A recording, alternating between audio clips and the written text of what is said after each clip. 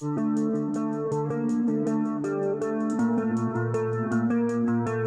terlupakan, tapi jangan salah, Republik Indonesia dulu pernah dijuluki macan Asia dan bukan macan yang cuma ngeong, tapi beneran sangar. Alasannya? Gampang. Karena kekuatan militer Republik Indonesia saat itu bikin negara-negara besar tepuk jidat dan bilang, ini negara kok niat amat sih. Bayangin aja Republik Indonesia jadi satu-satunya negara non-adidaya yang punya pesawat bomber strategis. Iya, pesawat gede yang bisa bawa rudal segede kulkas itu loh. Biasanya cuma Amerika, Inggris, atau Rusia yang punya beginian. Tapi Indonesia, gas! Waktu itu Angkatan Udara kita masih bernama AURI, dan mereka punya 26 unit pesawat bomber legendaris Tu-16 buatan Rusia. Menurut catatan Kementerian Pertahanan Republik Indonesia tanggal 11 Februari 2015 di era tahun 1960-an, kita punya sederet jet tempur canggih dari Rusia kayak MiG-15, MiG-17, MiG-21, sampai bomber Tu-16. Tu-16 ini ada dua varian, Tu-16 KS, pembawa rudal KS-1 yang gede dan sangar, dan Tu-16 Badger yang memang pure bomber alias spesialis ngebom tanpa basa-basi. Akuisisi bomber ini dimulai sejak tahun 1957. Tapi lucunya, banyak orang Indonesia nggak sadar karena lagi sibuk ngurus PRRI dan Permesta.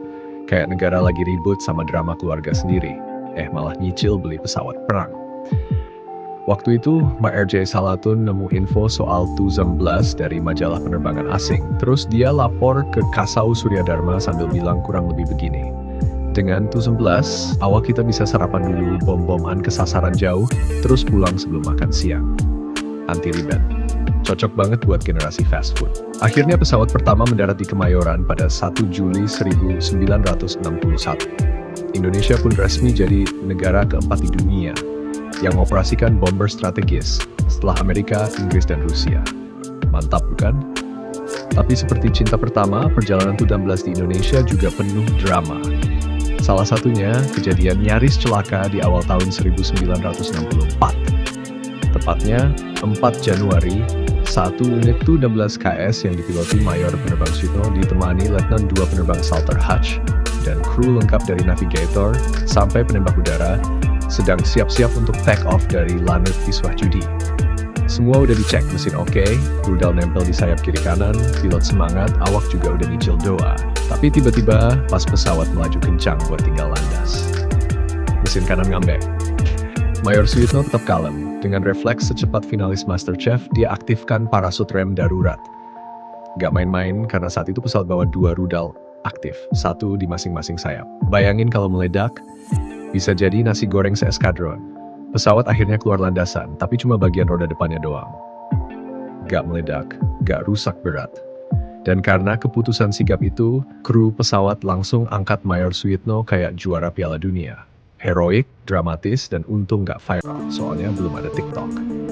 Kisah Tu-16 ini adalah bukti bahwa dulu Republik Indonesia bukan cuma jago orasi, tapi juga jago ngelola kekuatan udara. Kita bukan cuma negara tropis dengan banyak pulau, tapi juga pernah jadi negara dengan bomber strategis, yang waktu itu bikin banyak negara mikir, jangan macam-macam sama Indonesia, nanti dibom sebelum makan siang. Tapi ya, namanya juga sejarah. Setelah masa kejayaan itu, pelan-pelan kekuatan udara kita mulai meredup kayak lampu bohlam 5 watt. Bomber Tu-16 satu persatu pensiun, sebagian mangkrak di hanggar, sebagian lain dijadiin pajangan museum. Biar generasi sekarang tahu, dulu Indonesia bukan cuma jago bikin sinetron, tapi juga pernah punya pesawat tempur kelas dunia. Padahal di masa jayanya, Tu-16 ini bukan sekadar pajangan garang. Pesawat ini bisa terbang ribuan kilometer, bawa rudal besar, dan kalau lagi mood, bisa bikin markas lawan jadi arang. Bahkan katanya ada rencana rahasia waktu itu buat nunjukin taring Indonesia di kawasan Asia Tenggara, termasuk dalam operasi-operasi yang bikin negara tetangga deg-degan sambil nyari tempat ngumpet. Sayangnya, setelah hubungan Indonesia dengan Uni Soviet mulai renggang gara-gara politik dalam negeri yang makin semrawut, dukungan logistik buat pesawat-pesawat Rusia itu mulai seret. Onderdil susah, suku cadang langka, dan pelan-pelan satu persatu pesawat grounded.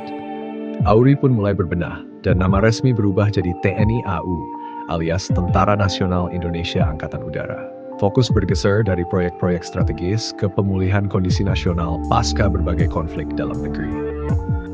Tu-16 akhirnya benar-benar pensiun, meninggalkan cerita penuh kebanggaan dan nostalgia.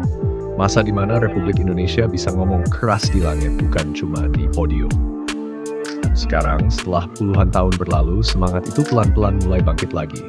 Pembelian Rafale, rencana beli jet tempur KF-21, modernisasi radar, dan penguatan pangkalan udara adalah langkah-langkah untuk ngingetin dunia. Macan Asia yang dulu tidur, sekarang mulai bangun lagi. Karena, hey, siapa tahu di masa depan, Indonesia bisa bilang ke dunia, tanda-tanda kebangkitan kekuatan udara Republik Indonesia makin jelas waktu pemerintah resmi tekan kontrak pembelian 42 unit Rafale dari Prancis. Jet tempur ini ibarat kombinasi sempurna antara tampang keren, otot kuat, dan dompet hemat. Gak siluman-siluman amat, tapi cukup bikin radar musuh jadi was-was. Bukan cuma Rafale. Republik Indonesia juga ikut proyek KF-21 Boramai bareng Korea Selatan. Ini jet tempur masa depan, masih prototipe, tapi kita udah ambil bagian dari awal. Ibarat lagi bangun rumah, Indonesia nggak cuma jadi penyewa, tapi ikut narik kabel dan masang genteng. Belum lagi rencana pembelian radar canggih, modernisasi pesawat F-16, sampai penguatan pangkalan udara dari Sabang sampai Merauke. Semua ini menunjukkan kalau TNI AU serius buat ngegas lagi. Serius tapi santai. Kayak pilot pakai kacamata hitam. Dan yang paling penting, semangat kemandirian juga ikut tumbuh. Industri pertahanan dalam negeri pelan-pelan ikut dilibatkan. Biar ke depan nggak cuma jago beli, tapi juga bisa bikin sendiri. Karena negara besar itu bukan yang punya banyak jet tempur, tapi yang bisa upgrade, bangun sendiri armadanya. Jadi kalau dulu Indonesia pernah dijuluki macan Asia, sekarang waktunya macan itu bangun. Stretching dikit, terus ngeluarin auman pelan-pelan. Nggak perlu langsung lompat, yang penting konsisten, terarah, dan siap ngegas kalau dibutuhkan. Karena di langit Nusantara, kita nggak cuma pengamat, tapi juga pemain utama.